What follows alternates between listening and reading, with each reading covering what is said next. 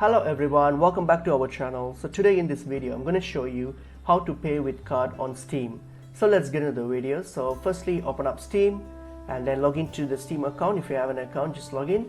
Once I've logged in, so if you go to your Steam store here, and then if you wish to use your card for any purchase, so what you can do, just for example add an item to your card. So I'll just add this to my card, for example.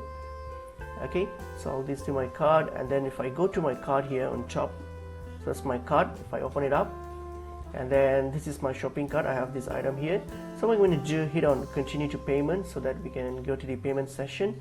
Okay, so once you get to the payment section here, so now under the payment method, simply select the card, because we want to pay with card. So simply select the card that you want to use. For example, if it's a Visa or MasterCard or any other prepaid wallet card as well. So whatever it is, whatever your card is, simply select it. For example, MasterCard, select it, plug in your card details and then the associated billing information of the card.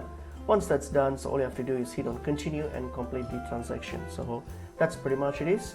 Hope this video was helpful. I will see you in another video. Thank you.